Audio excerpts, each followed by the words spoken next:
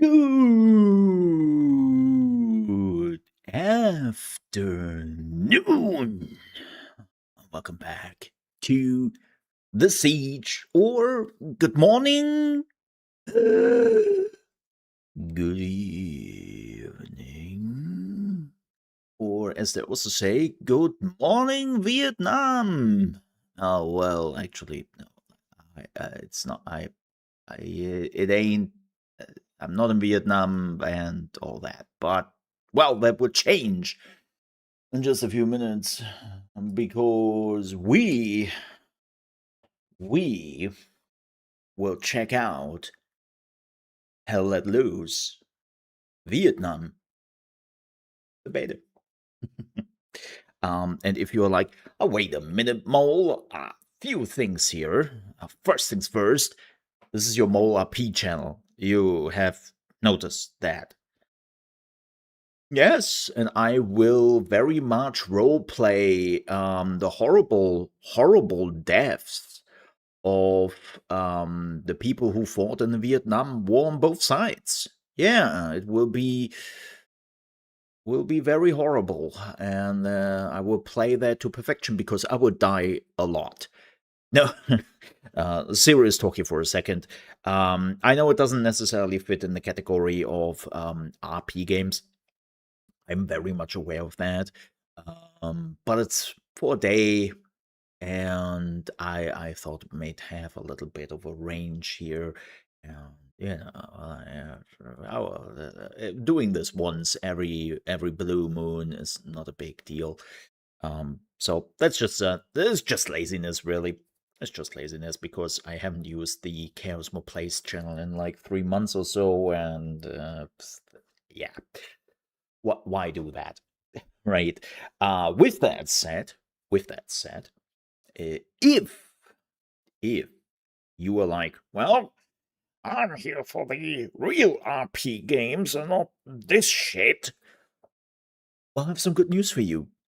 Because if you haven't heard the news, then you might have missed that Path of Exile 2 as the big 0.5 patch, aka the new leak, and that is happening today. Yes, very much so. And I will stream it. Well, not when it goes live, because there's apparently at 10 p.m., 11 p.m., 10 p.m., 10 p.m. my time. Yeah, yeah. I will not do a stream then. But I will do so tomorrow. Yes. And don't you worry, I will not start to play the game today. We will start together. What am I playing? So you know how I love stuff outside of the field, out of the box, right?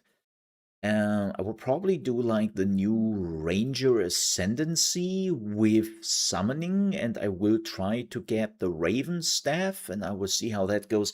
Look, it will probably end horribly, and I know people are like, "Oh yeah, but what guide did you check out online?"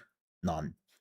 I tried to do my own, and again, like this is something I really I realized a lot is a lot of guides are being used not because people think they do so much more damage. And I know I talked about this before, and I'm really curious how this will work with some of the implementations they are doing this season. But for me, always PoE 1 and PoE 2, they're not that different, both had a problem with their systems not being overly complicated, but overly convoluted. Right? Their systems have a presentation issue. Like the best example for me is always when you were showcasing people for the first time the PoE talent tree, right? It's like the crown jewel of the game, and everyone is like, "Oh, oh my god, look at this thing! Oh my god!" And in reality, it's not that crazy. I think Last Epoch has more talents in total than PoE has.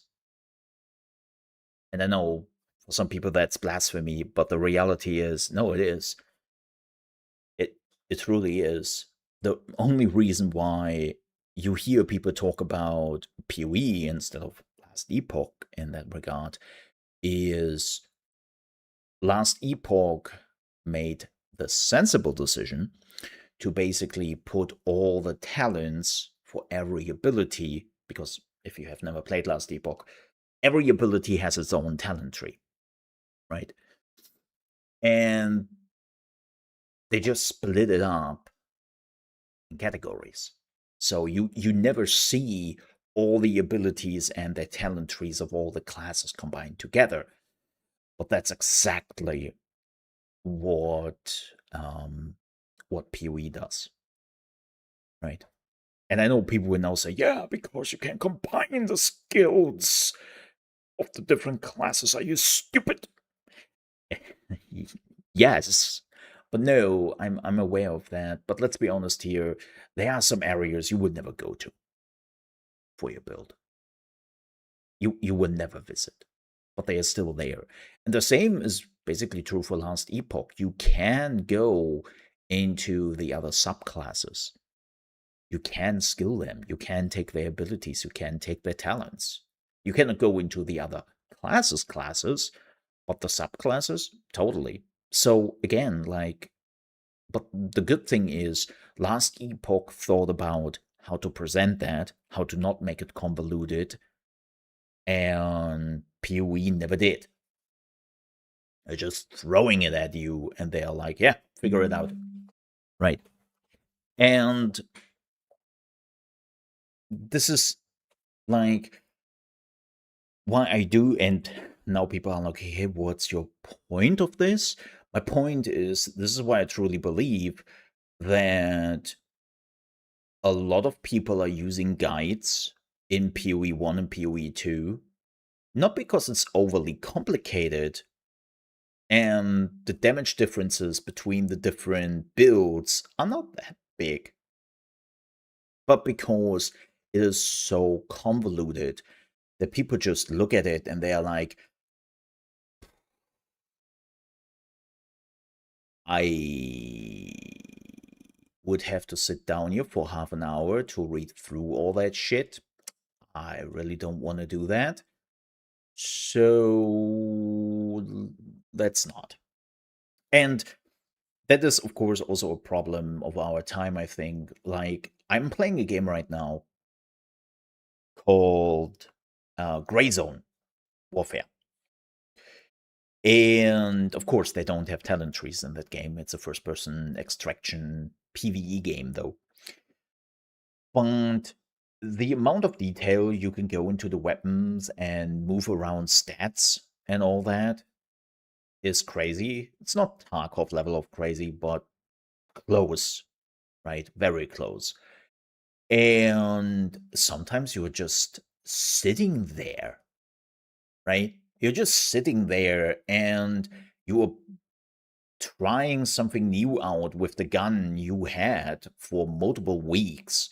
And you're like, oh, maybe if I'm changing this red dot, but I'm putting another laser in here and all that. Like you can sit down for an hour and just fiddle around with the guns.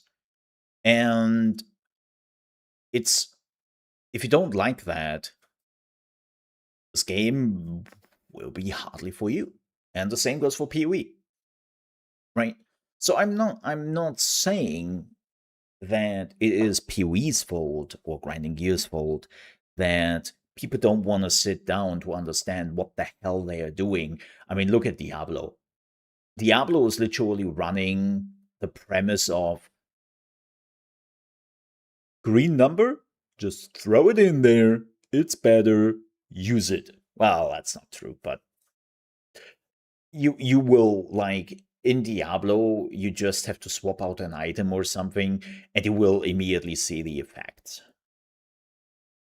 one work day, something like that. Hello, dots. Um, I'm not, to make this clear, I don't want that. Before people say, like, so you were telling PoE to change it? No, I'm not telling PoE to make things easier. I say maybe, just maybe, less convoluting and making it look like you have a really complicated system at your hand, even though it's not necessarily the case, would help a great deal. And they will not do it because they have now shown with the newest update that they basically have given up on that, right? They are just allowing people to copy paste builds directly from a link or from a YouTube video into the game, and bam, the game is now doing the skilling for them. And I'm like, well, that's of course one way to do it. Good job, GGG. Yeah, like, don't get me wrong, I love PoE. Well, I love PoE 2 more. It's just my type of game. But that doesn't mean that grinding gear games doesn't have problems. And then, of course, you have Diablo 4, which is apparently completely reworking again their mythics again, because they don't know what the fuck they are doing in that game. So whatever. Whatever. But my point is PoE 2 tomorrow, and we will see how that build works. I mean, the build probably will work like shit as long as I'm not getting the staff. And I don't even know where to get the staff. I don't know if it is a random item or what I have to do for it, if it even is like applicable. And the reason why I don't want to use a witch and want to do a witch summoning build, the answer is pretty simple. I've done that often enough. I want to try something different, and I want to see how the have a good luck, tarts. Do the work. I want to see how the new ascendancy is. Yeah, I wanna see how it goes. So we are doing that tomorrow. Prepare your butts. Mhm. Yes. Um, what else? What else do we have? Oh, yeah, right. My other channel. Let's talk a little bit about the other channel. The Mole Under Management channel, aka my main channel, aka The Thing. We have, by the way, we are 10 subscribers away from 200,000. No, not even remotely. 2,000 subscribers. 2,000 subscribers. It's pretty cool. Pretty cool. Getting there. Now, regarding main sequence and Corsair Cove, next week. The reality is that next week we have a lot of Summer Game Fest going on, and I can just jump between the two games a little bit. I want to definitely check out Main Sequence, which looks kind of cool. Star Miner. Oh, yeah, Star Miner. Okay, so why are we not playing Star Miner today as you have promised? It looked like that you're really looking forward to it. Okay, two things. So this happened before the other thing happened. A buddy of mine, who was also a content creator, and who came to me and was like, "Hey, you wanted to check out Star Miner, right?" Yeah, I did. And advice, wait. I was like, huh, why? Is it like not balanced or are there bugs there? And he was directly just telling me, nah, man, the problem the game has right now, the game doesn't know what it really wants to be, and more importantly, doesn't really have the content. Like, so if you have never seen Star Miner, the idea is that you have a Kerbal Space Program esque physics engine, right? Newtonian physics are working in the game, and that's cool. So you have to, when you build your ship, you really have to make sure it works. um, and that's what you are mostly doing. The whole automation process, the whole miner aspect of Star Miner is not really there. Building your ship, making it zoom around asteroids is kind of the only thing they have going for it right now. Everything else, not really working that great. And what's there, there's not even a reason for it to be there. It's like, oh yeah, I'm mining iron and all that. Cool, what are you doing with the iron? Uh, I can sell it. Okay, what do you do with the money? Um, I have it, and I can buy some new parts when something breaks. Like, it seems very, very early access. And I was just like, okay, that's not what I'm looking for. Like, don't get me wrong, I don't have a problem with physics based games, right? But I want more than that. You have to give me, like, when you were talking about an automation system and something like that, I really want that to be the main focus of the game and not Kerbal Space Program Lite. It's just it. So I will wait. That was the first thing. So I was already like, oh well, checking out main sequence or playing some more Corsair Cove. And then Team 17 was reaching out to me and they were like, hey, how you doing, Ball? So have you anything planned for tomorrow? I was like, not anymore. Well, we would have an offer for you. Have you ever been to Vietnam? Yes, actually, last year I met a beautiful huh? What is this about?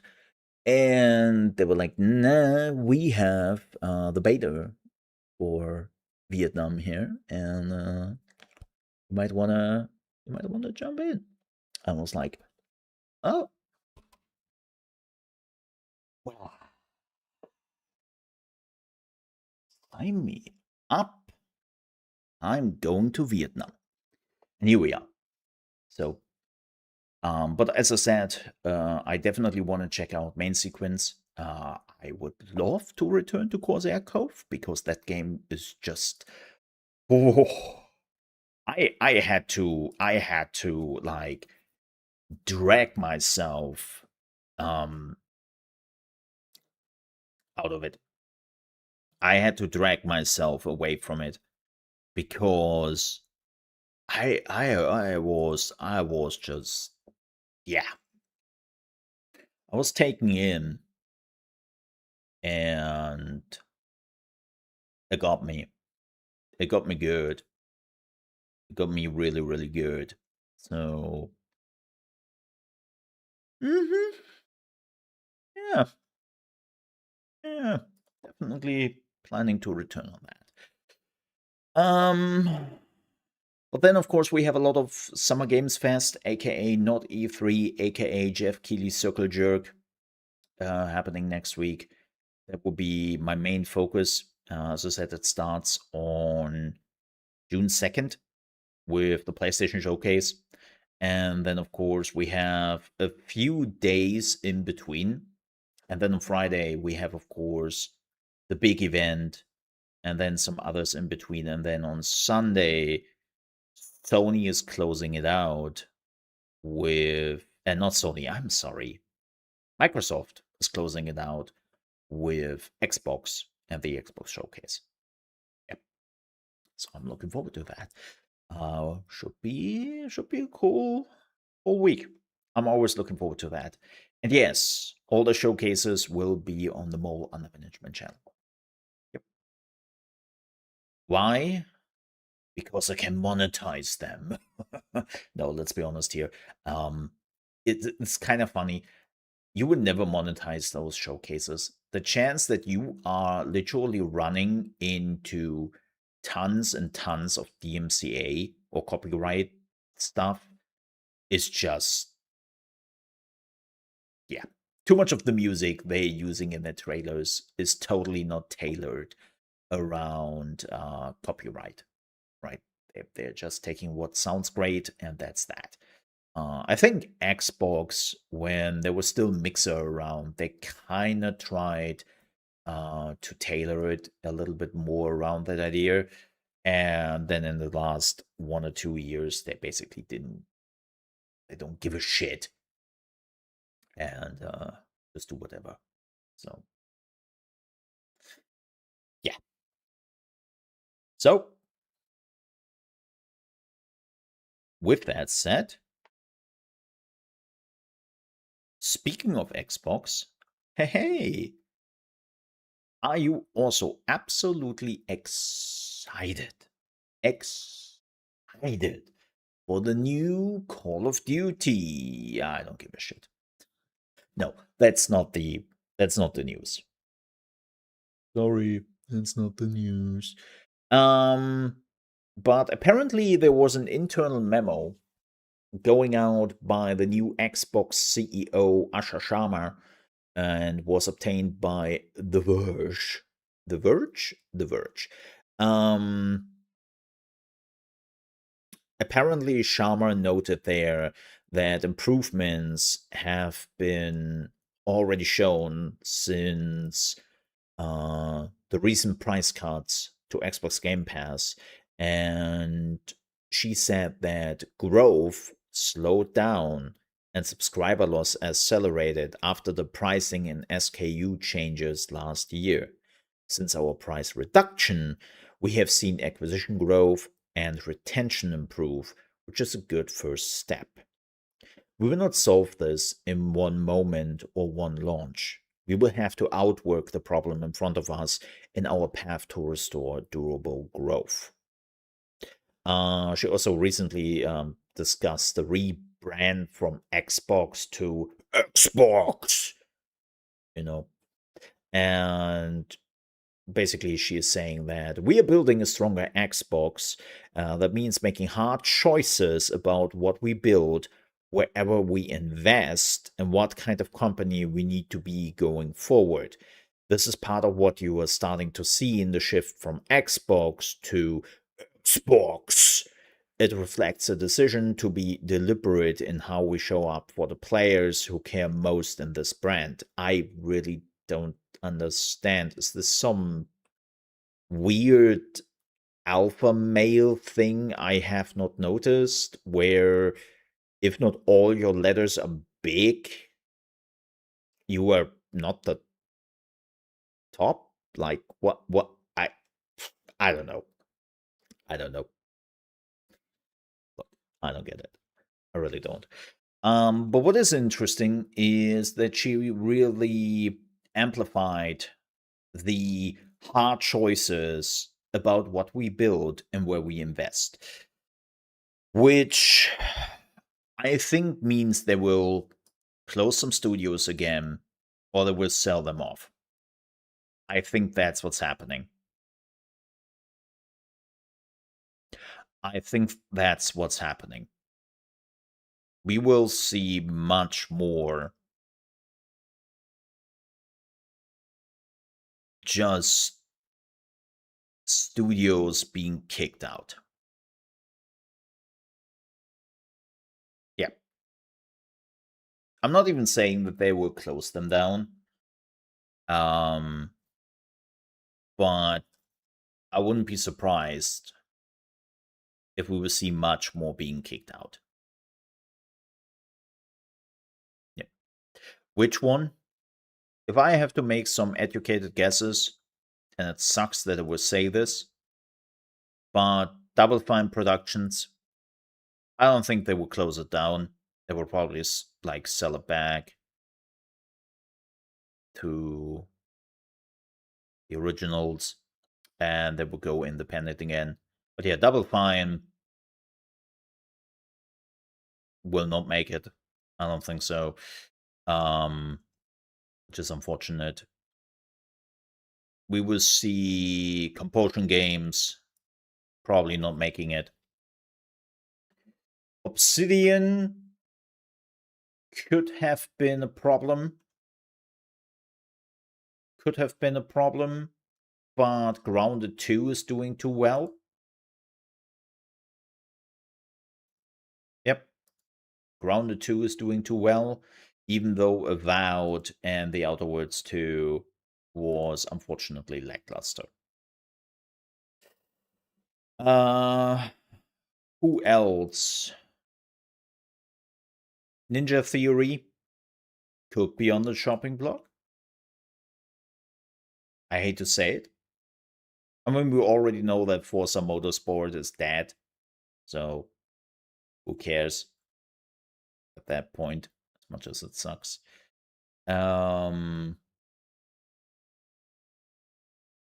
Who else could be on the shocking block here?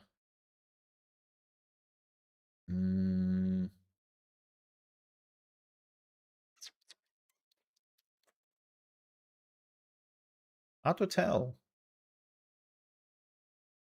I think that's about it for now. Yeah.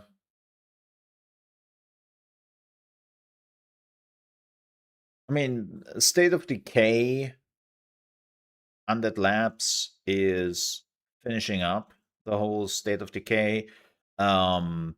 Playground Games, I know some weird commentator were like, yeah, Fable get cancelled because woke. Playground Games, after the massive success with Forza Horizon 6, they have a free pass. They nah. They are doing so good in Forza Horizon 6. Playground Games, and if they are doing well with Fable, even if they don't do well with Fable, they will just move on again to be the Forza studio. And you know what? They will be fine. So I don't really see a problem for them. But the others, yeah, I could see it. And that sucks. That sucks. I hope I'm wrong. I hope I'm wrong. I hope they are not doing that. Now, what I am curious about is how much we are going back to exclusives. And I really mean Xbox exclusive. Not PC and Xbox. Ah, hair in my mouth. That's an exclusive. Oh, don't have that. Um, I do wonder. Like, it really seems like that everything is on the table. Even the day one PC release or releasing games on the PC. Now the big multiplayer games like Forza, they will still run on the PC. I'm pretty sure. Like for that, it makes too much money. Like Forza did absolutely fantastic, right? I don't know how they are gonna treat PC, but I'm really kind of fearing the day again where we are back to square one, where Xbox and PlayStation will just only have a few chosen games to be also on the PC and everything else will be on the consoles. Now, does that make me buy any of the consoles? No, definitely not with that price tag attached to it. Like, no, definitely not.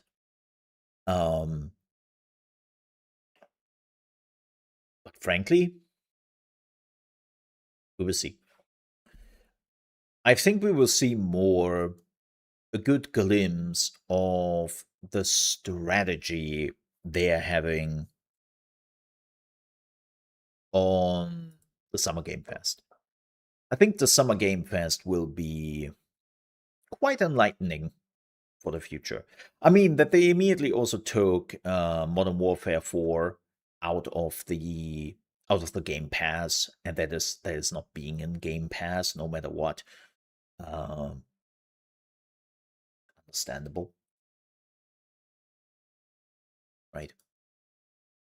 Like I'm really curious and a little bit uneasy about how they will manage this. Yeah. Mhm. So,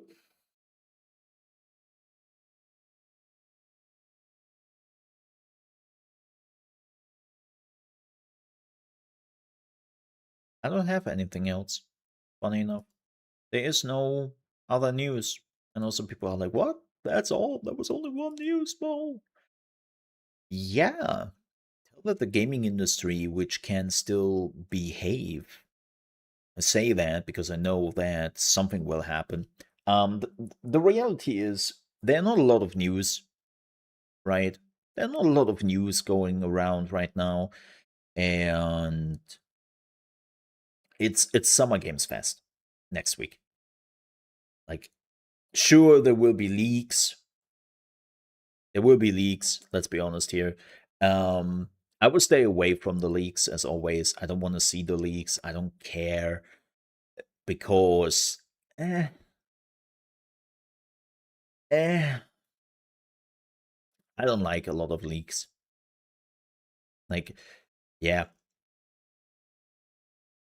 this whole thing of just like, I don't know, ruining it for the people who really worked hard on this, just so you can get a little bit of internet clout.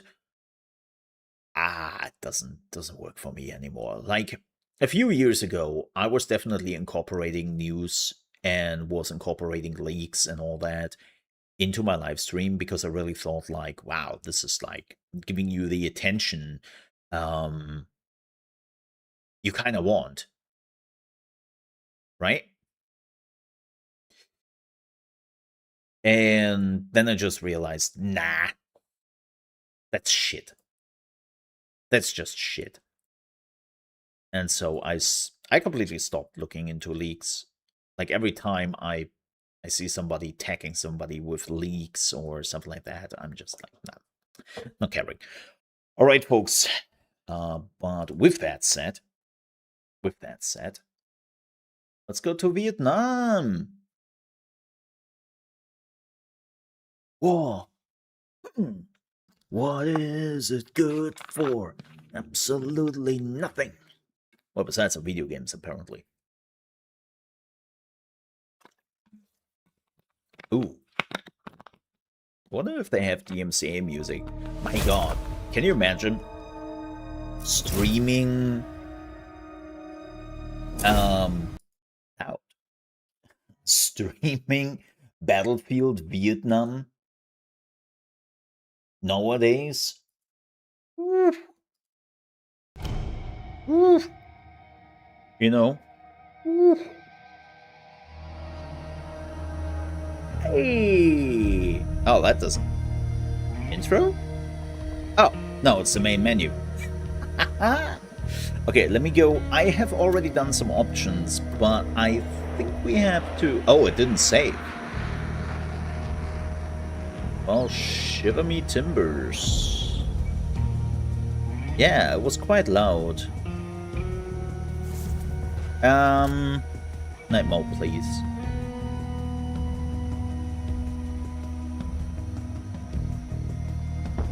Hit sounds. I think they are quite important. Tinnitus. I hate that. We will see how that goes. Did this? Oh yeah, this definitely save. Wonder whether my audio Didn't save. Oh, you have to apply it in every menu?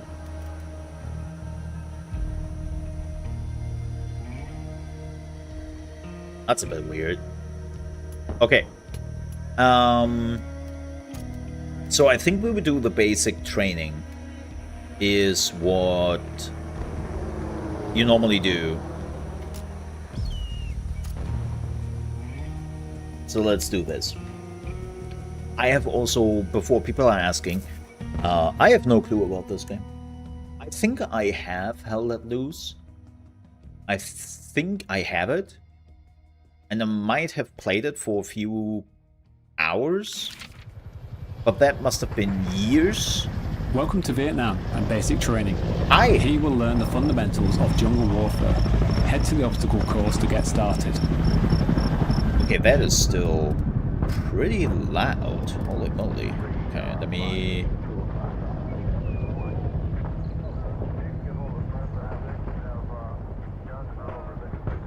Just... I mean, I want to hear stuff, but I don't want to get my ears blown out. Let me see. Let me shoot. Can I shoot? Okay, you know what? You know what? I normally don't do that. But let's lower the overall sound.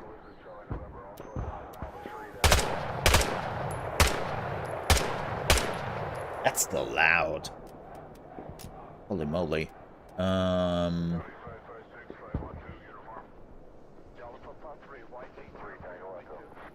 get me wrong, I love games where they actually give you... Oh yeah, that's better. That's it. Okay. How are we running? This is ultra settings. How this is...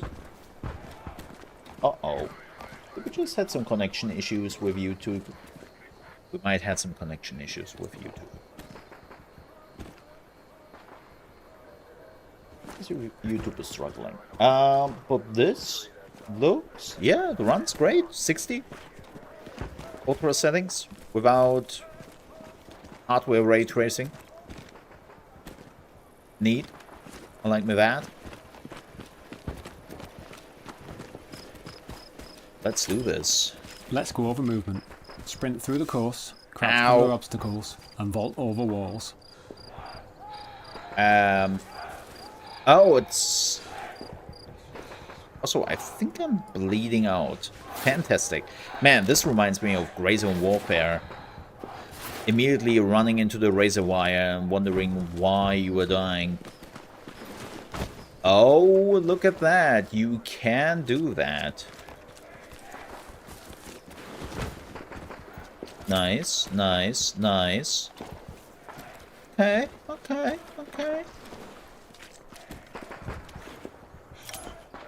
It's kind of weird that C is not crouch. I'm not sure how I feel about that, to be Climb the ladder. completely honest. Use it to reach vantage points on the battlefield.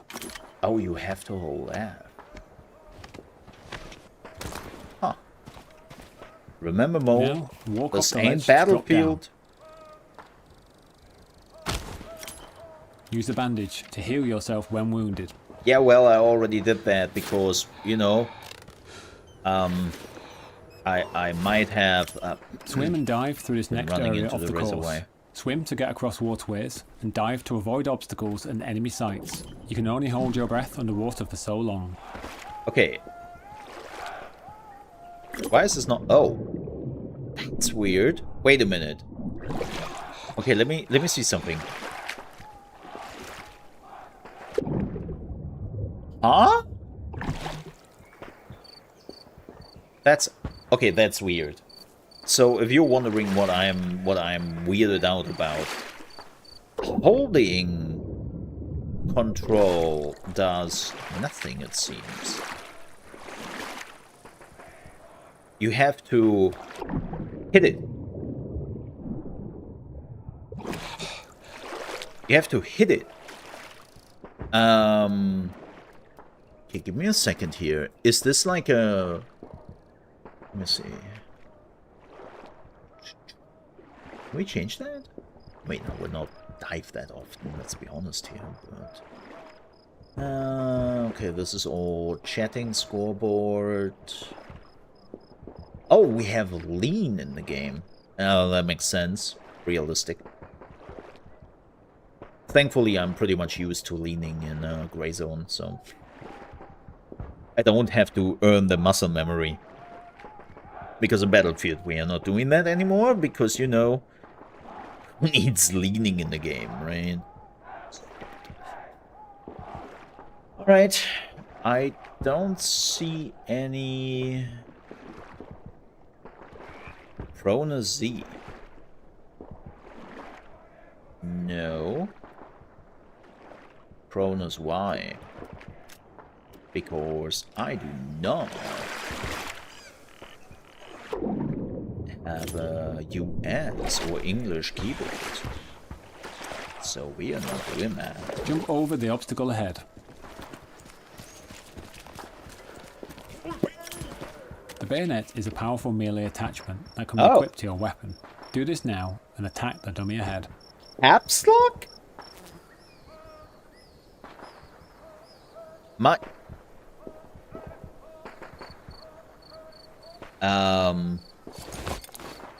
It's a melee attack.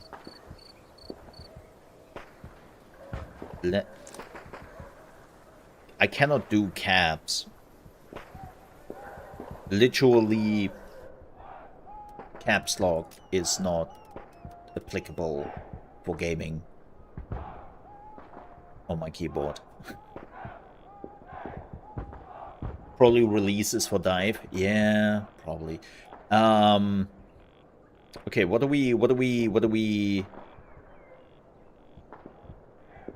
make?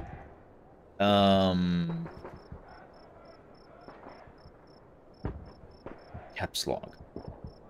Maybe Z.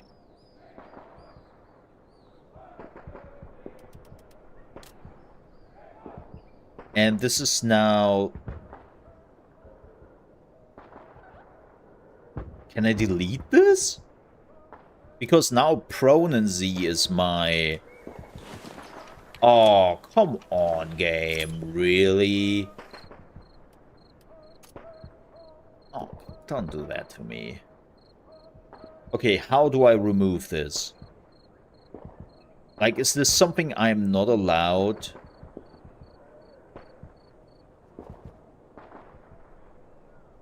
I would never use delete, so... Well, no. Like, look again. I'm playing Gray Zone. I don't... It's not overwhelming at all for me.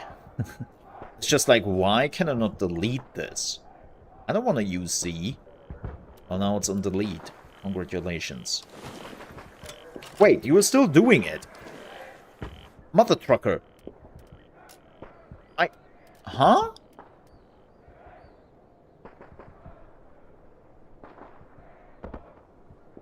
You cannot change this.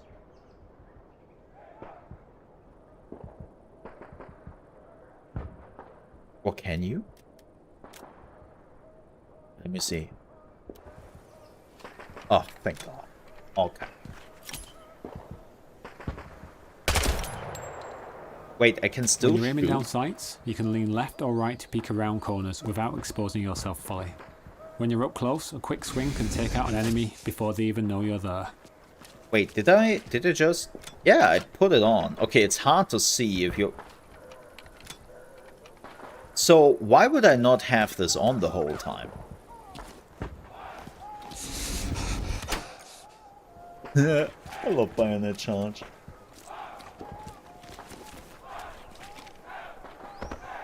Oh. Oh. Oh. Oh no, I don't have my... I haven't installed my stupid mouse drivers. My DPI is too high in the game. Oh, they have a lean toggle. Oh. Okay.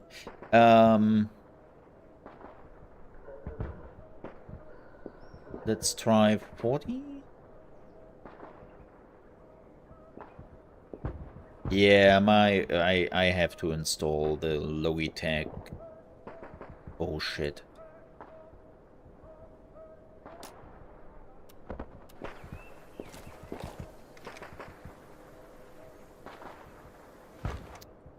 Tad.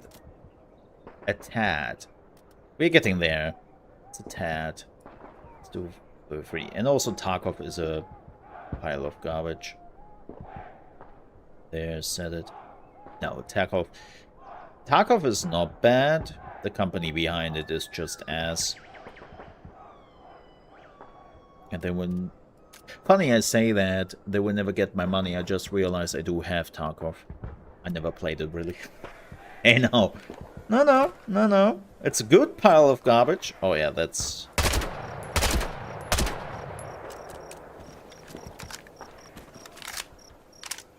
Oh, it's the small magazine.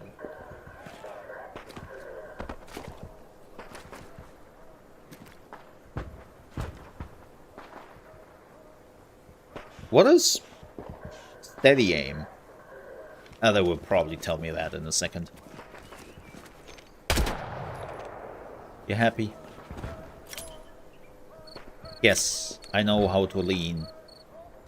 Okay, wait a minute. I have to go. I have to... Okay. Okay, they are very deliberate with what I am doing Going here. prone keeps your head low. Use it to crawl under barriers or avoid getting hit. Okay, there we go. Their business is ass. I'm also I'm still a little bit concerned. Like, here's the thing I really like about Gray Zone. Yes, you can buy better packages in Gray Zone, like Tarkov does, right? And you will get a bigger locker, you will get some extra equipment, some extra money. But here's the thing. It doesn't matter. Because money doesn't matter. Money is whatever. The weapons you are getting, you will replace relatively quickly in the game, and I would even argue some of the weapons they're giving you are not so great. And then there is the bigger locker, which you are getting relatively fast. You are getting... Like, you can get everything by just playing the game. That's the important part. Everything they are selling to you in those packages, you can just gain by playing the game. And you can also do it relatively fast. And they're giving you a lot of ways to size down the items in your locker. Like, I have the standard package, and I have 0 issues. Hell Let Loose is built around a command structure. Unit members follow their unit leader. Unit leaders take orders from the commander. Oh. Oh. Oh my god, there is a modern? I can mortar people? That is my thing. I'm an artillery guy. I will admit that my aim is shit. But when it comes to calculating things and where they are going and how to hit enemies with mortars, artillery, or whatever, I'm a monster.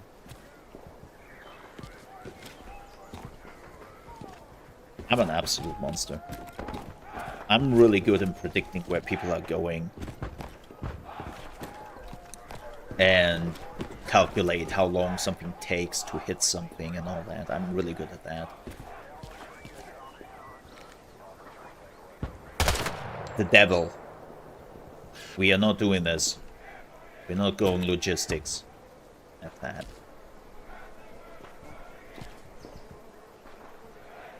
They need an observer, though. I'm kind of curious to see how that goes. Is there... Okay. I'm hitting V, which is gray zone muscle memory right here. It's not V, of course. V in gray zone is checking your magazine. Which you don't really need because you still see how much ammunition you have. But I just wanna see if there is a checking your ammunition. No. Left shift is steady aim. Communication wins battles.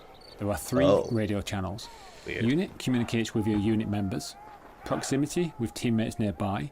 And unit leaders have the leadership channel to speak to other unit leaders and the commander. Hello, hello, leadership. I just want to tell you, you're a wanker. And thank you very much for commanding us. Hello, hello to the nicely squad people here serving with me. I will die a lot. Thank you for having me. And then we have proximity. And proximity is... Open the tactical map. This is the tactical map. Use it to coordinate tactics with your fellow soldiers and keep track of the battle as it unfolds. Wait. Referring to the grid, icons and non-verbal markers are just some of the tools that can be utilised to support effective communication.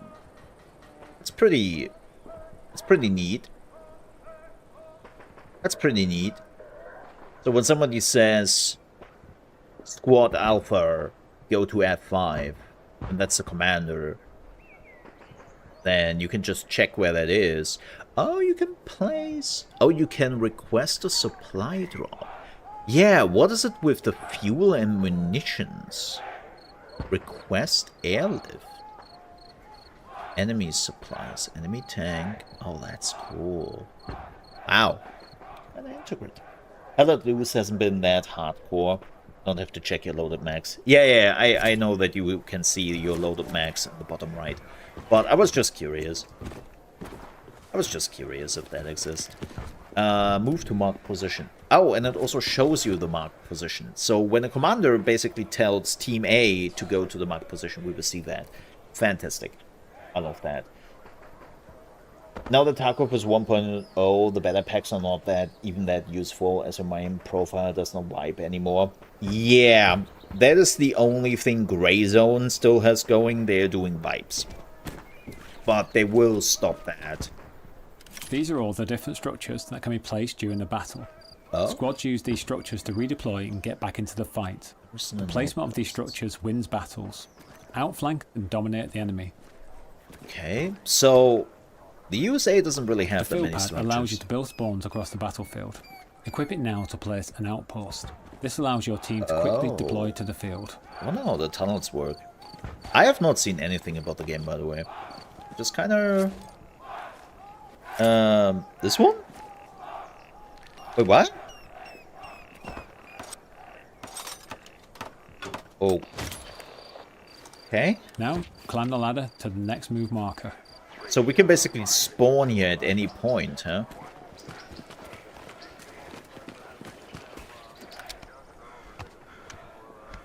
Okay, I'm getting my bearings here. When words aren't fast enough, you can use a non-verbal communication marker to indicate different types of danger. Give it a go and mark the infantry targets ahead. Enemy! Enemy! Okay. How do I... Oh, wait a minute. Oh. Okay. Oh, equip binoculars. That is not a binocular. Let's go over combat. Aim down the sights to improve accuracy. Hey. Shoot the targets ahead, aiming for the helmet to guarantee an instant kill. Running out of munitions in the heat of battle can be costly, so resupply from the ammo boxes if you need. Okay. Bit of a... Yeah, though, like you zoom in quite a bit, even with the iron sights on the M16, so I'm not so sure how good that is. Maybe as a spotter or something like that, it will be really helpful, but I will see. Okay, it's not old. Do we have single fire? Ooh, nice shot. Yes, we do. What is it? Change the fire rate.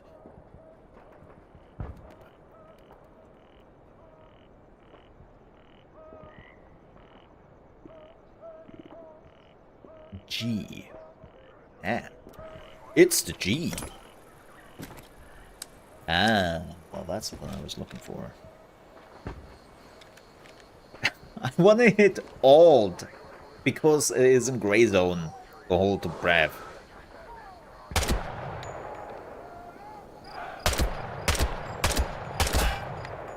Damn it.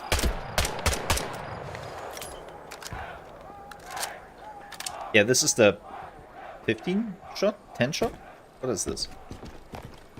Okay, we have to shoot more targets.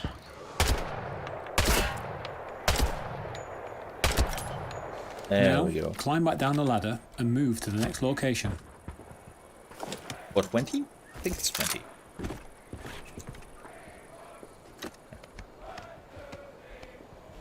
By the way, I hate the M16. I will not use that. I will probably go with, like, M60. Grenades are a powerful explosive item. Oh, Equip no. one now and throw it towards the enemies. I want to say sorry to my entire team. Yep.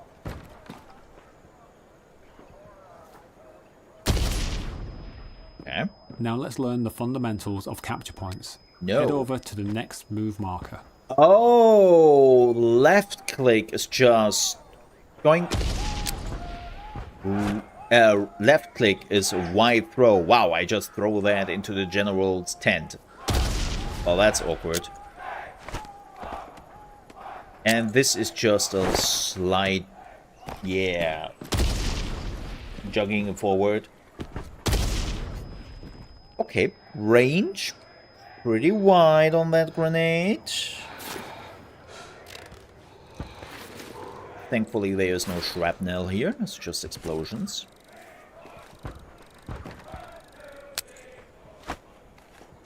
Man. That throwing arm, though.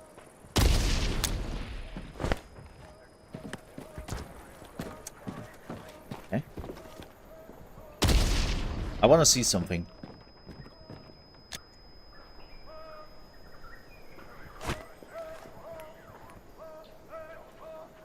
No.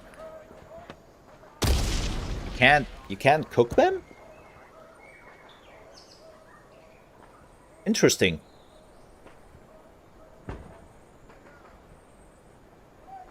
Okay. No cooking. Oh well. Open tactical map. Short max should be 20. Yeah.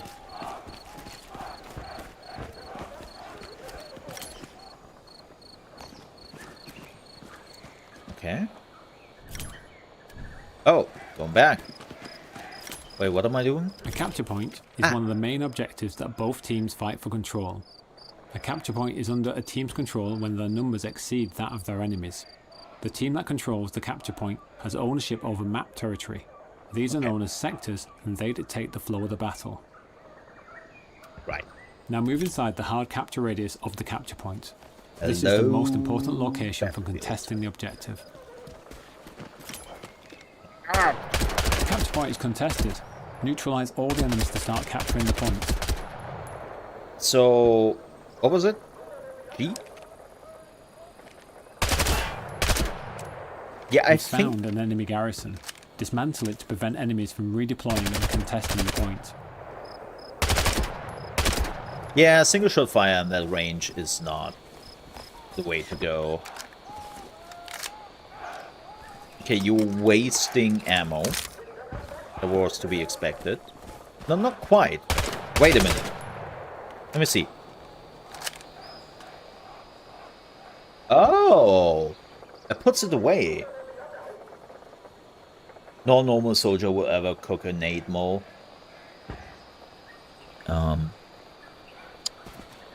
I don't have to take that from a civilian. Just saying.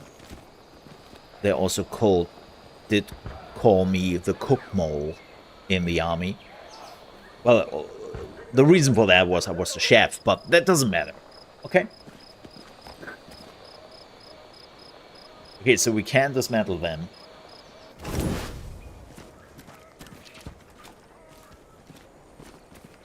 No, by the way, to make this very clear before anybody is getting upset about this for whatever reason, I'm joking about it. I have never served. You've captured your first capture point. Check the map and observe the territory you've just claimed from the enemy. Try to. No, first they forgot about me. When I was 18, so when there was your mandatory army training, right, in my country, and that's normally with 18. And they of course sent me a letter, and they were like, yeah, hey, you are now 18, you are now on our data bank, and we will call you shortly. Yeah, we are getting this done. And then nothing happened till I was 22. Thanks, folks. Like, literally in my job. I was in my job, right? Where they were like, well, guess what time it is? Yeah. It's the mandatory time. I was like, cool, couldn't you have done that when I was still like in apprenticeship and all that? No. We are doing this when I'm at a full-time job and all that. Awesome, I love it. My workplace will love it. But thankfully, I did go to the checkup, and after 5 minutes, the doctor was just like, oh.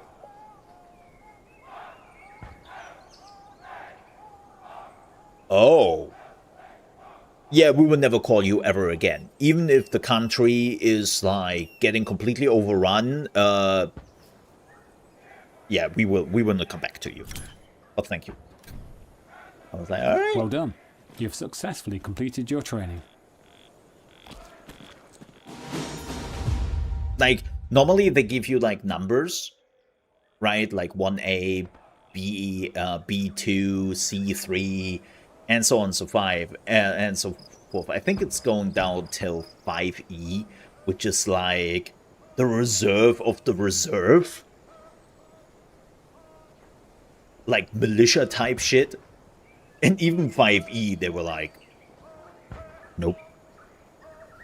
Nope. We would just completely scratch you from the data bank. You don't exist for us anymore. Goody.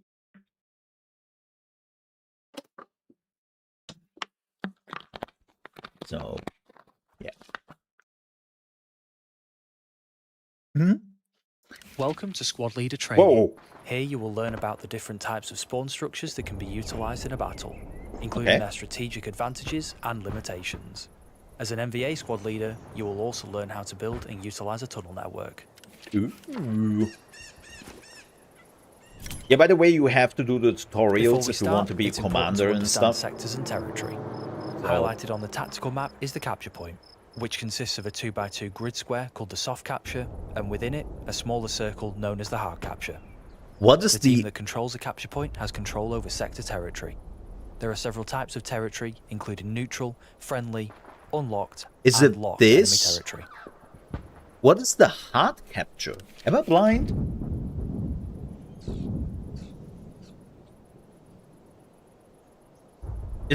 Am I? You're a certified squad leader? Fantastic. Then lead me to victory, man. The outpost is a spawn structure specific to your squad, with a shorter redeploy wave. It's the quickest of all spawn structures. Use it to keep your squad together and redeploy quickly into the battle. The outpost is the only spawn structure that can be built in neutral territory, and it doesn't cost any supplies to place. Oh, that's cool.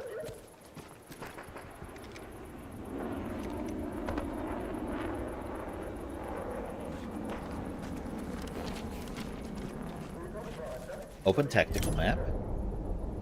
Observe the capture point being seized by our team and the territory changing from neutral to friendly. Friendly territory allows squad leaders and the commander to place garrisons at a lower supply cost. Oh. Okay. Garrisons, unlike outposts, aren't limited to a single squad. Instead, they allow the entire team to deploy on them. The garrison costs less to place in friendly territory, and supplies can be provided by a specialist player, support vehicles, and a supply drop called in by the commander. Oh. Is that also something you were doing, Tots? Like you were just flipping out your notebook, then you were scribbling something down, and then just poof comes up? Is that also something you do? A tunnel is a special kind of structure used by the NVA to build a network of rapid deploy locations. Ooh. Exactly. Okay. Pretty cool.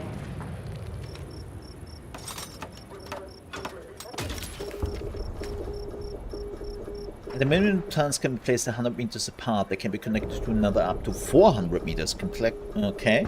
And detect enemies. Can be destroyed by enemies players. 5-minute cooldown. Free to play. Oh man. Cannot enter tunnel. Okay. That sound. I wonder how far you can hear it. Pretty far. Observe the capture point being seized by the enemy team and the territory changing from friendly to unlocked enemy territory. Because our team lost the territory, all spawn structures we placed have been destroyed. While spawns can still be placed within unlocked enemy territory, doing so requires a higher supply cost. However, in locked enemy territory, such as columns G through J, no spawns and tunnel structures can be placed in those sectors. Okay, that makes sense. That makes sense. So you cannot fool somebody in the back. You cannot just, let's say, go here, place a tunnel, and then pick off the enemy. You cannot do that. Smart. Let's place a new garrison. It costs more to place in unlocked enemy territory, and it's important to remember that garrisons need to be placed 200 meters away from each other. NVA garrisons can also be connected to tunnels. Oh. Well, that's... Wow. So the VA is like rapid deployment. I think at the beginning, the VA will be the weaker ones. I think if you are playing VA, you will lose a lot at the beginning. But later on, the more people are getting used to their special ability, I think the VA can be really powerful. And I'm saying this not for balance reason. I say this for just knowing how gaming communities work a little bit, that they are getting used to. And whenever there is a team which has a lot of standard abilities and they're easy to understand and they're just power, this is what normally dominates at the beginning. And then the certain team abilities and skills which are a little bit harder to understand at the beginning and really utilize well, it takes a few weeks before people are like, that's how I can do it. Command has placed a tunnel in E5. Follow the on-screen instructions and learn how to connect and disconnect a tunnel network. Whoa, easy there. Easy there, okay. Select the tunnel to make a connection. So...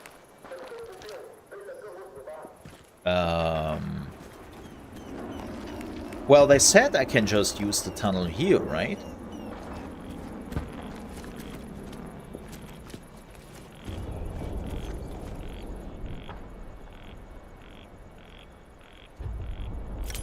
Oh, you do it on them. We can now fast travel to the other tunnel. Start by entering the garrison. The time it takes to travel varies based on the distance between the two structures. Oh, that was fast. I'm a fast runner. Larger tunnel network.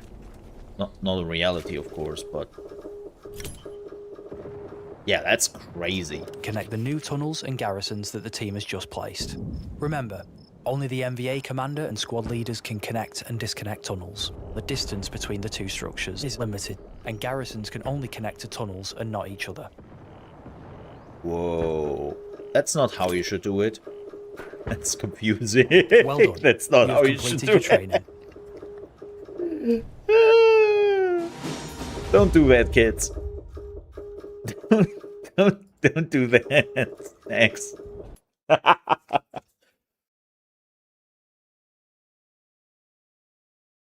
Awkward. Look, I'm good at logistics. I have a master degree in logistics.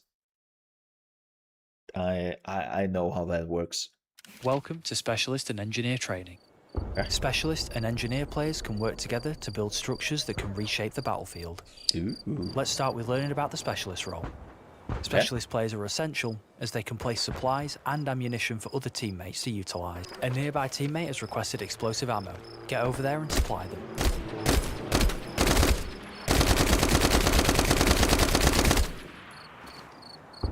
Nice. If you have only 3, makes sense. Okay. Coming. I need ammo. Here, mate. Wait, cannot wait, why can I not? Wait a second. I think I need an ammo box. Is this an ammo box? Explosives. Wow, glad that I'm doing... An engineer has left a barricade blueprint along the road that needs to be built. Glad that I'm doing the Use the hammer in your tutorial right here. loadout to finish constructing it. Any nearby teammates with a hammer can help speed up the building process as well. Oh my god! I have missed you since Battlefield 5. No, actually I haven't, because it was too useless in Battlefield. Oh, you can upgrade the barricade? But we can do more. Yes. Upgrade the barricade to the next level. Certain structures, like the barricade and bunker, can be improved by using extra supplies. Wow, this Once takes a while. upgraded, they can withstand more damage and can even provide more cover at higher upgrade levels. Damn! A teammate's calling for supplies. Place them in the marked location. Supplies are the lifeblood of the team. With them, squad leaders can set up spawn points and engineers can build defences to help fortify your position. There's a tank there. Oh, you can also up... Okay, wait a minute. Somebody needs supplies. Going. Supplies. Boom.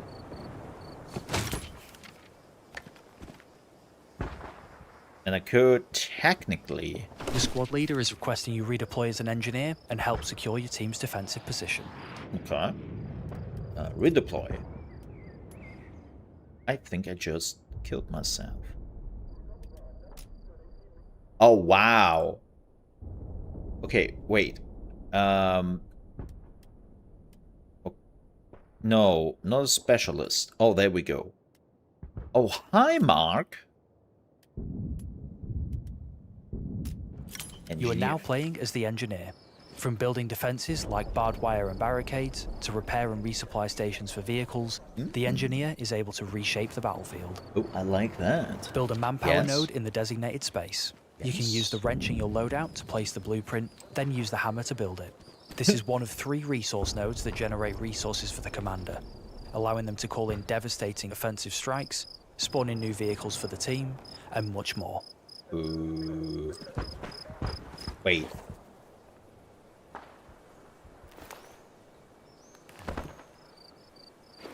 Wow, that's a lot of stuff right here. That's a saddle charge. That's a blowtorch.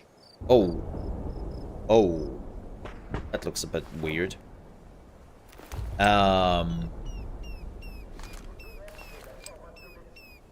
Okay. Oh, I'm an idiot. Okay. Well, no, I'm still learning. Not an idiot. I'm learning. Okay. That didn't build. Oh, you put down the blueprint and then you have to build it.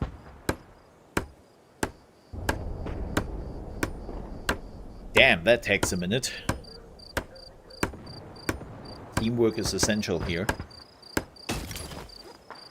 Ooh, neato. Okay. 3 sets of each node. Manpower, munitions, and fuel. Okay. Now, Roger that. let's build up our defenses to hold off future enemy attacks. Yeah! Place some barbed wire in the highlighted area. Oh, hell yeah.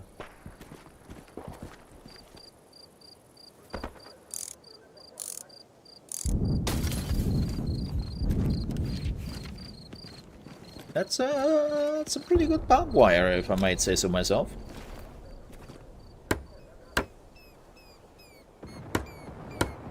Upgrading. Shouldn't I do building? Oh well. Yeah. That's a good barbed wire. Really happy about that. Move to the marked location. Do not go through the barbed wire, Mole. Oh no! The engineer has a blowtorch in their loadout that can be used to repair damaged vehicles. Let's approach the nearby tank and help it out. Other engineers can assist in order to speed up repair time. Damn, you take your time on this one, huh? Makes sense. Makes sense. They don't want to have a battlefield thing where you're just repairing through the damage, I assume. But it seems like there is no limit. You could just repair to your heart's content. Makes sense. I mean, the blowtorch is not just used up easily. Realistically As an engineer, speaking. you're also able to destroy enemy structures. You can interact with them or go for the more explosive option and use a satchel charge. To start, let's approach the first barrier and dismantle it. I can do boom? Boom? I like boom. Great job. Now let's move to the marked area and use the satchel charge to destroy the next barrier. When using the satchel, be sure to stand back. It has a large explosive radius. Okay. Can I shoot it to speed it up? No. Or maybe I'm not hitting. I'm pretty sure I'm hitting. Yeah, no. So, how large do we speak? We'll find out in a second. Congratulations. This concludes your training.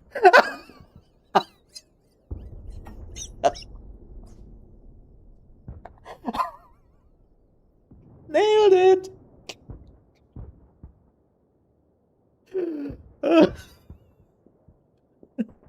Absolutely nailed it.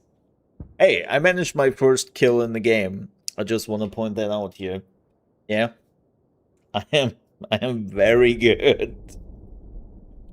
Okay, wow, the range is huge. I did not expect the range, to be completely honest.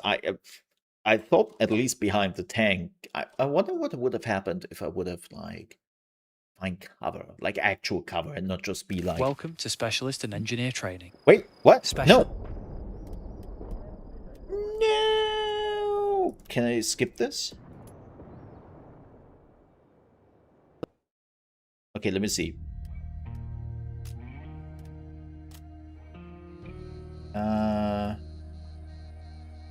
Oh. Okay, wow. There is so much. What the hell? Okay, you know what? I would definitely check out the mortar. But I wanna see, like, what do I have available to me? Okay, we have the commander.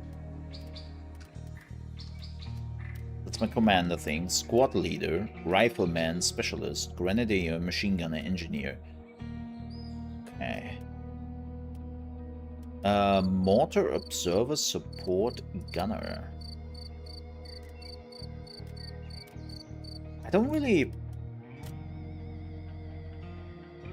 Oh wow, they have really just... That's what they have? Wait. Description presented by Royal Armories? chambering the small caliber, high velocity 5.56mm No round. way. This rifle was designed to be lightweight and What? controllable. After field trials in 1962, it was adopted, 2 years later, by the US Air Force as the M16, They have and by the Jonathan US Army Ferguson. and US Marine Wait, Corps sorry. as the XM16 They have the keeper of E1, arms. which was intended to serve Firearms? as a jungle Damn it, rifle I always to screw supplement it the up. more powerful 7.62mm M14 rifle. That's awesome. Although it experienced significant initial teething problems, the XM16E1 proved not only suitable for service in Vietnam, but to replace the M14 rifle across the board, and was adopted as the M16A1 in 1967. The Army's M16A1 differed only from the Air Force's M16 in having a bolt-forward assist plunger on the right side of the weapon, Right. intended to allow manual closure of the bolt if it failed to fully close on its own. I love that they have Jonathan doing this. That is amazing.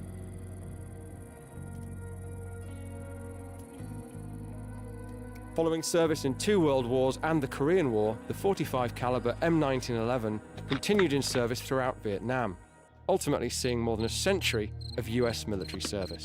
Like other sidearms, it was issued as a self-defense weapon for officers and support troops, but was also used by combat infantry. Notably, it was used by American tunnel rats while operating inside enemy tunnel systems where confined spaces made shoulder weapons impractical.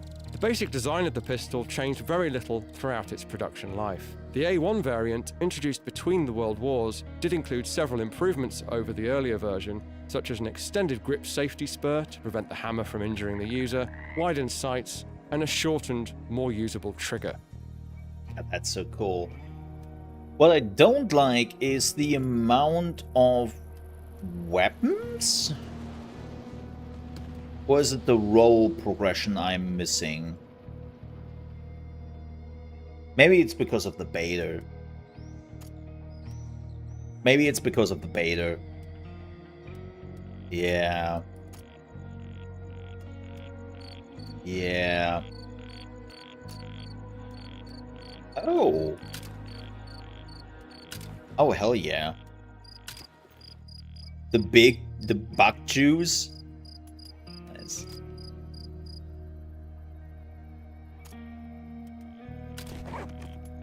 Oh, heck yeah. Okay, that's fixed.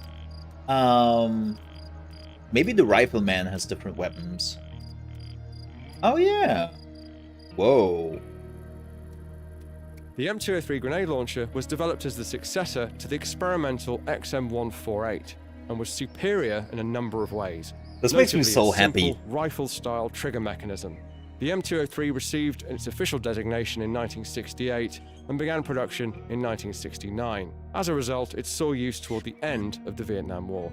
Although single shot only, the underbarrel design of the M203 allowed the operator to carry a grenade launcher without giving up their primary weapon, and to quickly and easily switch between the two weapons. That's cool. Yeah, so... Oh. Here we go. Whoa. They give you a flamethrower, which is also clipping through? Amazing. Machine gunner. The M60. Yeah. Tell me, Jonathan. Tell me what I need to know about this monster. The M60 was developed from the World War II German FG-42 rifle and MG-42 machine gun. The M60 used 7.62mm NATO rounds, which were extremely effective at cutting through dense jungle foliage. However, 7.62mm ammunition was heavy, and feeding the pig, as it was affectionately known, often required multiple members of a squad to carry extra belts of ammunition. Flipping, though. The M60D variant was also used as a helicopter door gun to support troops on the ground. Modifications included a pair of spade grips on the back of the weapon with hook-shaped triggers. The rear sight was also replaced with a speed ring sight, less precise than the standard sight, but allowing for fast target acquisition. Cool. God, I love that. Somebody finally was like, you know, which we should have. Let's just get, Jonathan Ferguson right here. Yeah. Okay, let's go. Oh, that's a grenade launcher if I've ever seen one.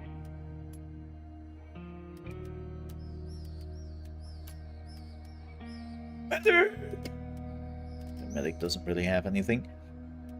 What does the commander have? Nothing. We had the specialist already, right? Yeah. Grenadier. Ooh. Ooh. Lots of kaboom. Yeah, I'm not allowed to use grenadiers anymore. Yeah, I'm not allowed anymore since the last incident. No grenades for this mole anymore. What is the spotter? Oh, literally. Okay. Oh, you use a flare and a smoke grenade. Oh, okay. Like literally spotter. You're basically working with the sniper together and tell them, yo, enemy there. The M40 was the result of a US Marine Corps program to acquire a dedicated sniper rifle instead of the previous modified infantry rifles. Around 700 specialist hunting rifles were ordered and given the designation M40. The new rifle entered service in 1966, making it available for use during the latter half of the Vietnam War. The rifle featured a traditional one-piece wooden stock and was fitted with the Redfield AccuRange 3 to 9 power variable magnification scope. The M40 was significantly upgraded in service post-war and did not leave military service until 2018. Damn! God. I think Jonathan can just narrate this. Actually, this is the beta. We are just listening to Jonathan, you know, just doing the thing. I would be okay with that. Yeah. The gunner.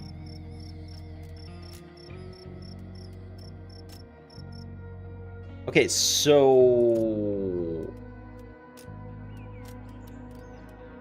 I wonder how this works. Oh, you were giving the ammunition. What is a logistics officer? I think that's just the officer, but also a pilot. Yeah. I'm kind of curious to see what the observer does. Oh, you can have a claymore? Ooh. Oh, you are observing. Okay. Well, that was the United States. Let's have a look at the NVA.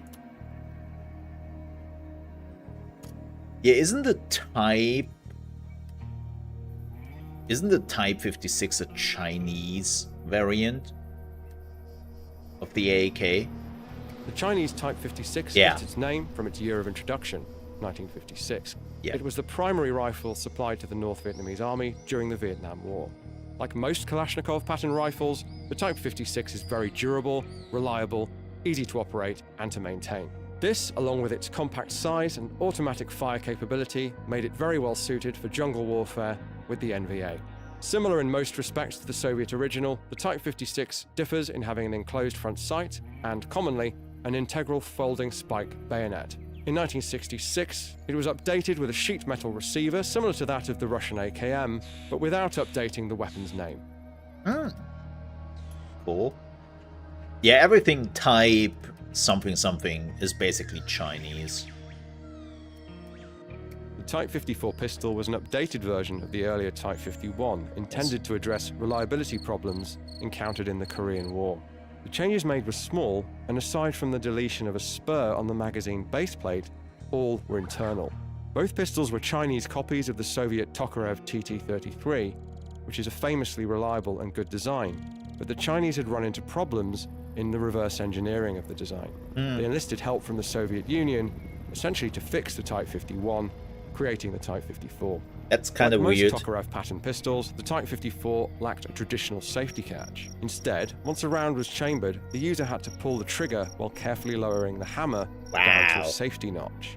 The hammer could then be cocked to fire the first shot. Otherwise, the pistol would have to be carried loaded, but with the chamber empty, requiring the slide to be pulled back to chamber the first round. That's... Also, you don't have a magazine in there.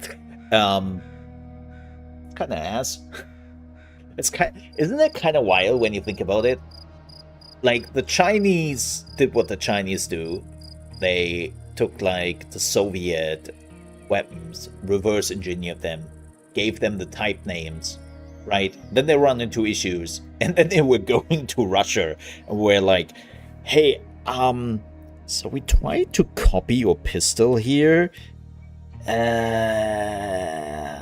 We kind of screwed up. Can you help us?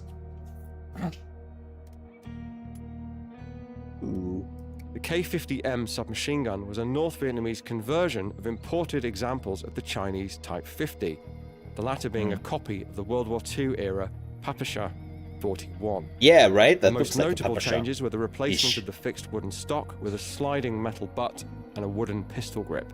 The cooling sleeve was also shortened, and the remaining section was bent inwards around the now exposed barrel. A new hooded front sight was also fitted. The modifications made the weapon lighter and more compact, perhaps more suitable for fighting in dense jungle foliage. However, these changes are believed to in fact be an attempt to disguise the communist origins of the weapon, as the K-50M was intended for supply not to the NVA, but to Viet Cong insurgents. Oh. That's hilarious, if that is the case.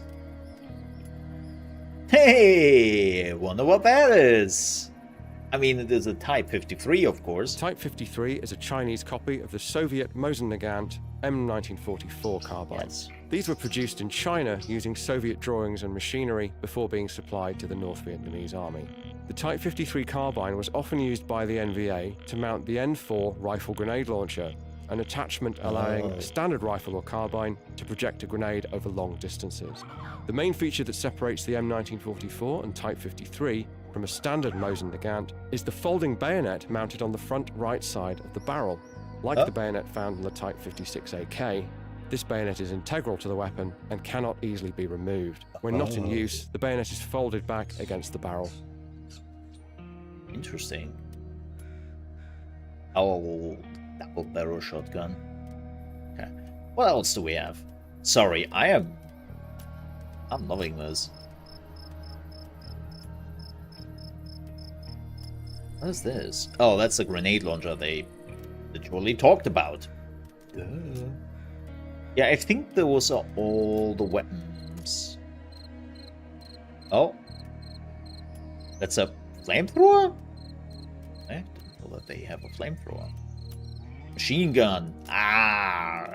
I nearly forgot this very, very important weapon. Yes, please, Jonathan. Development of the RPD started during World War II as an effort to replace the Soviet DP machine gun. The RPD was ready for production toward the end of World War II, but did not see wide issue until 1953. The Soviet Union shared the design with China, which produced its own copy. China in turn then provided this Type 53 RPD variant to their allies during the Vietnam War. The Type 53 is a copy of the third model Russian RPD, incorporating a folding, non-reciprocating charging handle and folding dust covers on the feed mechanism. Notably, the mounting bracket for the drum belt doubled as a dust cover when not in use. Thank you, Jonathan. I think we are nearly done. I think.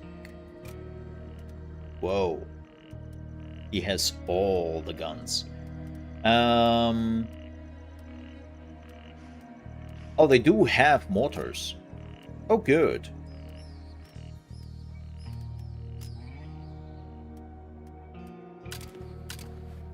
That helmet? I like that helmet. Ooh.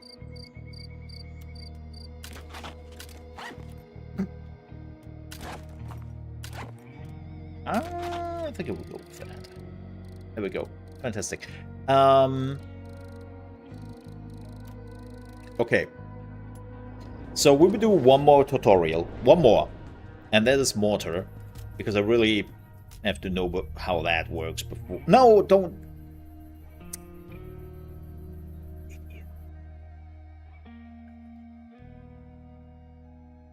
Yeah, we will do the mortar tutorial, and then we're jumping into a real game. I'm sorry. I didn't know that the game has so much. Welcome to Vietnam and basic training. He will learn. No. We have already done this. I've already forgotten everything but we have already done this. Tutorials. Right. Mortar. Now that's the one I want. I want to see how that goes. Give him the mortar.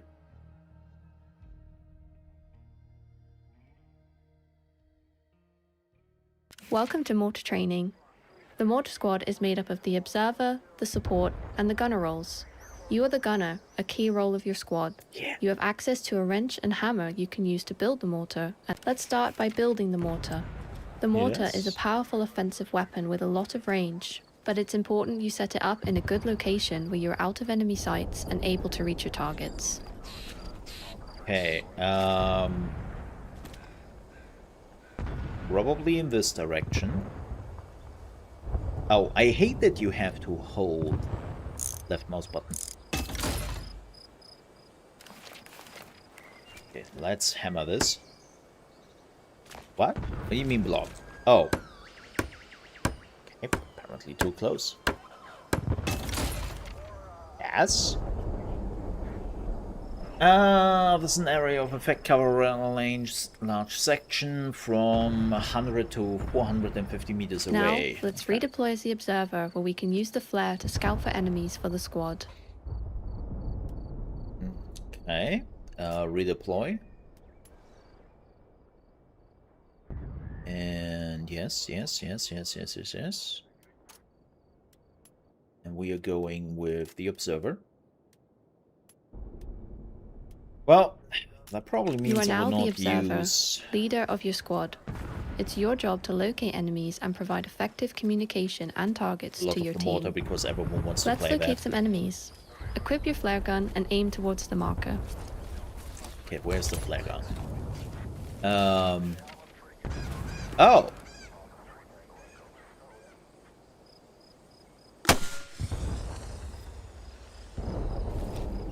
What? Good job. Using your tactical map, you can see where the enemies are located. Oh! It's literally a scan. Now, let's enter the aimer seat. Here, you can line up the scope with the target and use the metric conversion chart to find the correct elevation. Oh god. Oh boy. Okay, what do we need? So 175 meters is... Okay. Can we do this faster? No. No.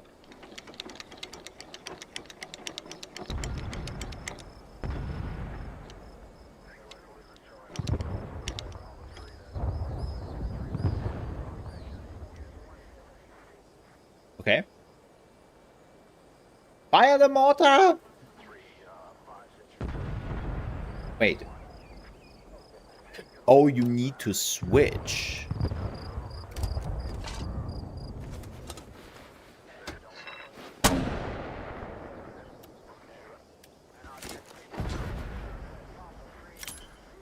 Nice. Another marker has come in for us to target. Let's readjust and keep going.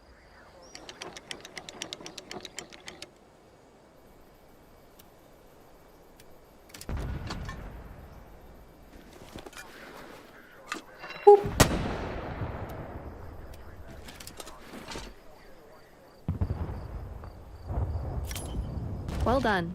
You have successfully completed mortar training. What? What? I don't... Okay. Huh. Okay, so let me see something very quickly here, because you need that flare, right? So the mortar has the observer, and you're not starting with the flare. That's not what you want. Definitely want the flare. Oh, you have to unlock this. So you have no way of healing yourself. Space required. Oh, the flare gun is expensive. Interesting. Okay. The gunner.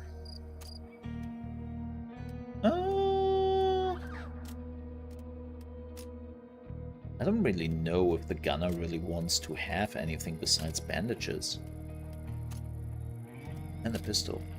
We can do that. What is the support doing?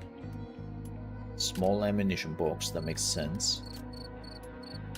Bandages, that also makes sense. And we do not have the space. Okay. Now, machine gunner.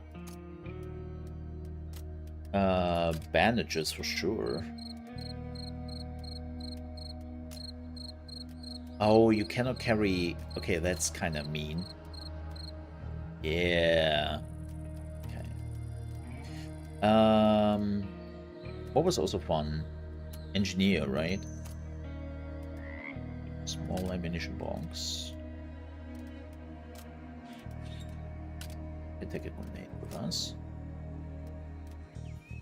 Okay. So we are now engineer, mortar, and machine gunner. I think that should be enough. So, sorry, I completely forgot that I have to set that up for the other side. Whoop, whoop, whoop. What is this? The engineer. Let's do the... Actually... So it's the rifle. Oh, I could have the K50. Oh, that's interesting.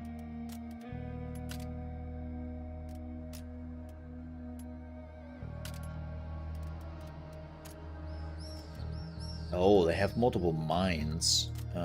Can I remove this? I wonder why there isn't like no standard. What the shit is that? Is that a claymore? Those are tank mines. What is this? Similar to the US Claymore mine, the Oh, it is a DH-10 Claymore. was designed to Yeah. direct blast and Wow, fragmentation that's- in a specific direction. Interesting. This would maximize enemy casualties. Okay, thanks, Jonathan.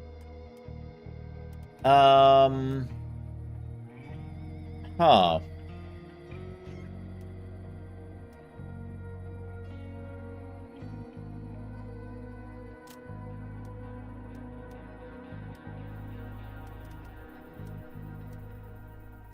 Okay, maybe not the... We can do this. And then we can actually use this. Machine gunner. Oh, we definitely need a bandage here.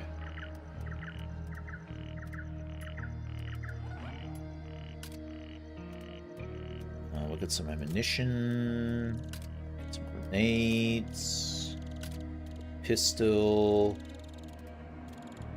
Good, good, good. And now we do the mortar. You definitely need layer. Let's do that instead. You're okay. The gunner. Oh, interesting. Bandages. Ammo grenades.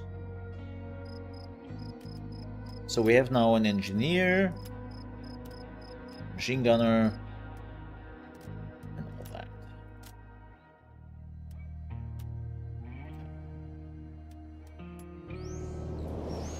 Oh, so we can play this. Let's go.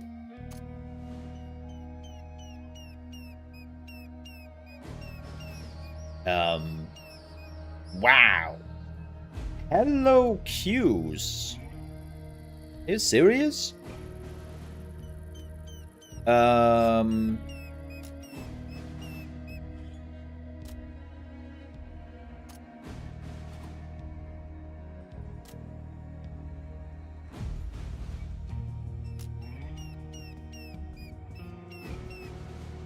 Can we get something which isn't like... Okay, can we sort per ping? Thank you. Huh?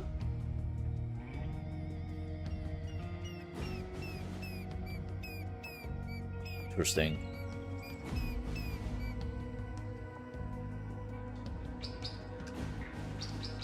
You know what? Let's join. I'm pretty sure this will fill up quickly. And if not, we can get our bearings.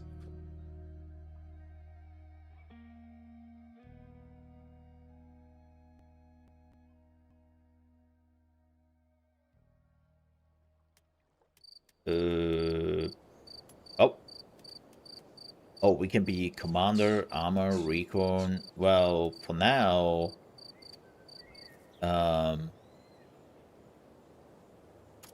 Water? Sure.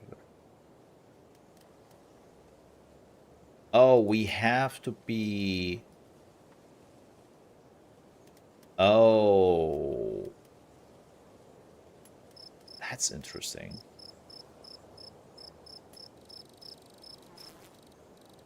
So what are we trying? We are trying to hold Dragon's Jaw. Can we spawn Dragon's Jaw?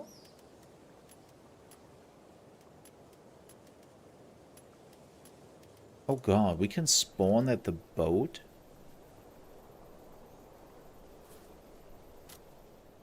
What can go wrong?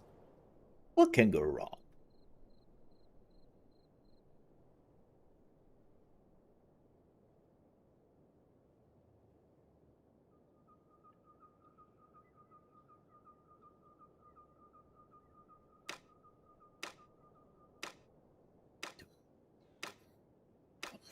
Let's go. Where's my boat? Whoa. Okay, there's my boat. Ooh. Okay. Let's be the driver. Okay, we have to... Wait, how do I... Oh. Turn the engines off. On. Vroom, vroom. Now, where's the radio? To play my totally DMCA safe Vietnam music.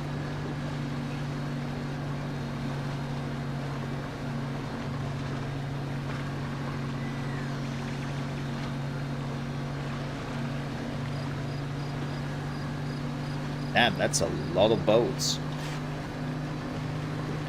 I assume you cannot use them, though. Hey, it's filling! It's filling.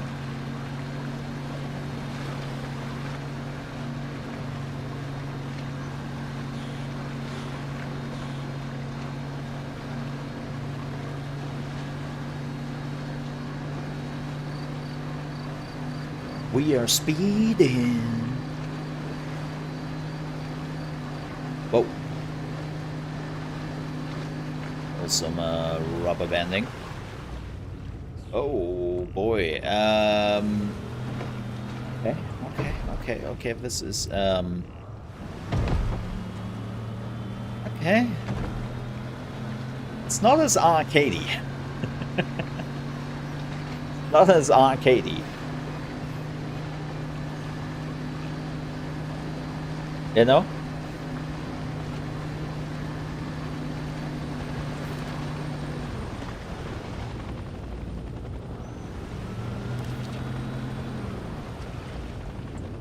Oh wow, that's a placeholder, whatever that is. Kinda interesting when the game is coming out in 2 weeks to see a placeholder.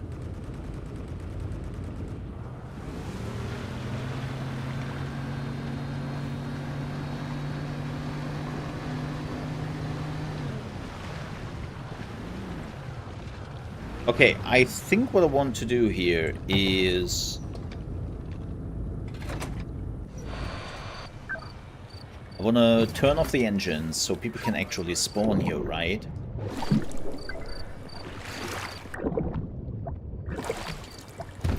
Oof.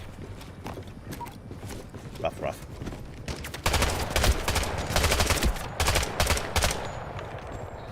I think I got... I'm not sure.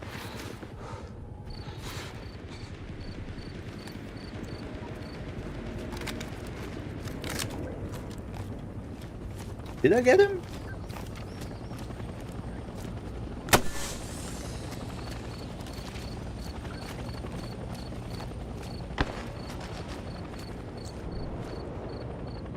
Maybe. The problem is, I don't have anyone who wants to be a mortar. Can I be the mortar? X.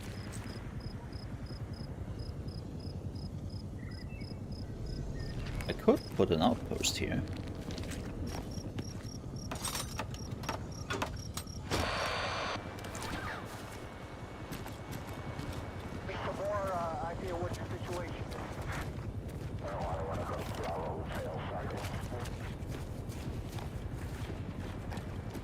I think we have to hold this, right?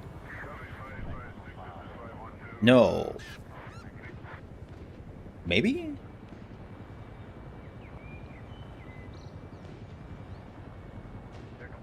Yeah.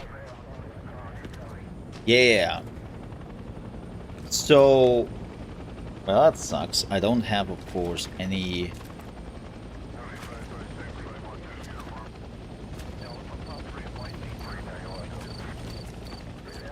I mean, we have some air support, which is nice.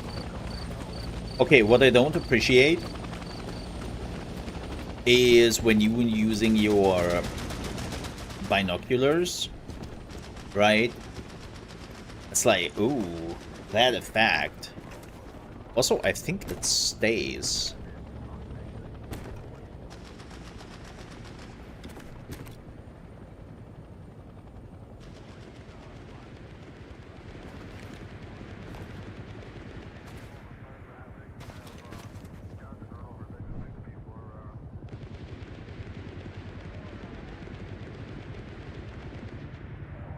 Unfortunately, the server is not filling up as fast as I hoped.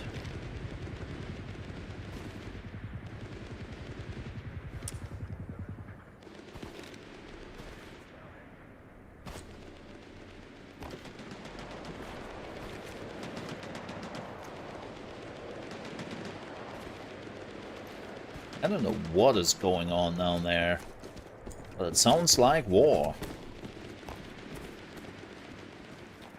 Yeah, there is some